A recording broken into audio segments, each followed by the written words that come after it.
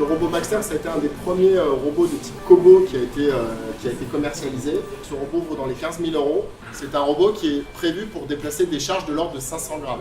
Ce qui est intéressant sur ce type de robot, c'est qu'ils embarquent en fait tous les capteurs dessus. Alors qu'avant, on avait d'un côté les bras industriels et de l'autre côté, on mettait des capteurs et encore à un autre endroit, on mettait de l'intelligence. L'événement de la cobotique, c'est de dire il faut que tout ça se soit le plus proche possible de manière à ce qu'on puisse rapidement intégrer des nouveaux comportements. Ce qui est affiché là, c'est les informations que gère le robot. Dans ces informations, il y a des capteurs usuels connus de type distance. On a aussi des caméras qui se trouvent dans les mains et qui se trouvent sur la tête. Là ici, quand je prends ce robot, je suis dans un mode zéro gravité, c'est-à-dire que je ne suis pas en train de forcer de bouger le robot. En fait, le robot, il y a des capteurs qui lui disent que je suis en train de lui donner une petite impulsion et en fait, il suit mon impulsion. Si ce robot faisait 40 tonnes, j'aurais le même comportement, c'est-à-dire que je pourrais le déplacer comme une plume. Et ce type de logique de robot, vous l'avez dans quelque chose qui est encore plus impressionnant, qui sont des exosquelettes. Donc vous avez tous déjà vu des exosquelettes à la télé. Donc il y a l'Iron Man. L'Iron Man, aujourd'hui, on ne sait pas le faire. En particulier parce que faire voler un truc avec une source d'énergie extrêmement faible, c'est compliqué. Et surtout, au niveau matériaux, c'est complexe. Par contre, les exosquelettes que vous avez pu voir dans des films comme Alien ou dans des films comme Avatar, aujourd'hui, ces exosquelettes, on sait les fabriquer. Donc typiquement, l'exosquelette d'Avatar, aujourd'hui, il existe. Il en existe des versions plus petites, mais qui permettent globalement à un individu de soulever entre 100 et 500 kg de charge. Ce qui nous intéresse, nous, dans ce robot à l'école, c'est plus sa mise en œuvre dans le cadre de l'aide à la personne. Si vous étiez une personne handicapée et que vous aviez la possibilité d'avoir ce robot chez vous, de manière à vous aider dans votre quotidien, est-ce que ça vous intéresserait? Et qu'est-ce que vous attendez en termes d'action de ce robot? Et qu'est-ce que vous attendez en termes de relation avec ce robot?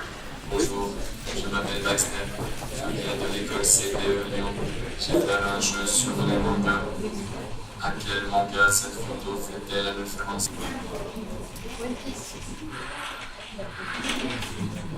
Bonne réponse.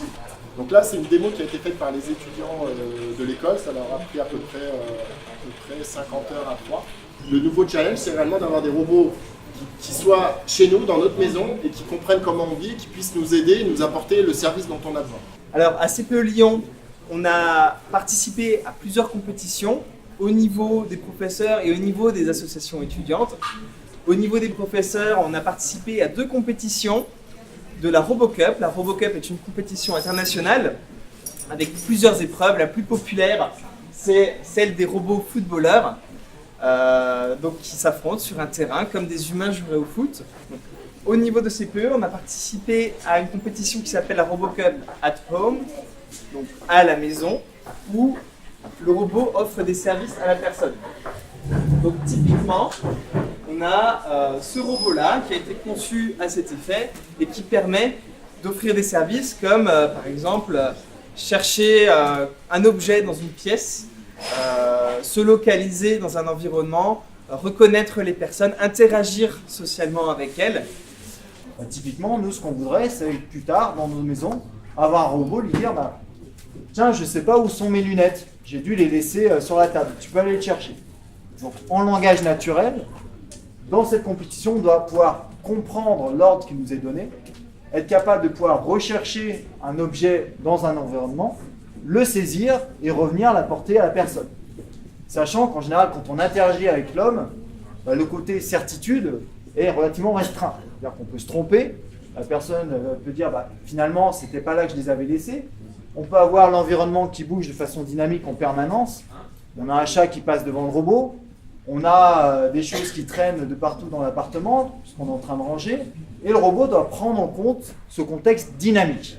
Et c'est là derrière où nous, on participe à cette compétition de façon à faire évoluer un robot de façon safe pour l'homme et être capable d'accomplir des tâches simples dans un environnement dynamique. Alors typiquement, un des capteurs qu'on utilise pas mal, ça va être la Kinect 2. Je vais vous demander éventuellement de vous avancer un petit peu de façon à ce qu'on puisse détecter un petit peu les squelettes des personnes. Donc qu'est-ce que va faire la Kinect 2? Elle va être capable de repérer des personnes dans un environnement 3D. Et ça va nous permettre d'interagir de façon sécurisée avec cette personne. De la même façon, lorsque notre robot va vouloir tendre quelque chose, un objet, à une personne, ici vous pouvez faire l'expérience de bouger un petit peu les bras. Et on va voir qu'on a une précision qui est relativement intéressante, ce qui va nous permettre au robot d'avoir une vision des obstacles dans l'espace précis, donc d'éviter de rentrer en collision avec vous, et surtout d'être capable de vous donner en main propre un objet. Et ça, c'est assez nouveau sur les robotiques qu'on est en train d'accomplir actuellement. Alors, la robotique, c'est également tout un tas d'autres challenges qu'on est capable d'accomplir, même au niveau national. Et typiquement, à CP Lyon, on a une équipe d'étudiants qui travaillent justement sur une compétition. Cette année, on doit manipuler des cylindres et des balles, les trier et les utiliser selon la couleur qu'ils ont et selon la taille des balles. On devrait notamment devoir lancer les balles en hauteur dans un filet. Donc, c'est une action plutôt compliquée à réaliser car les robots sont totalement autonomes. Donc pendant 90 secondes, on n'a pas le droit d'y toucher, on n'a pas de télécommande, rien du tout. Qu'il soit intelligent, entre guillemets.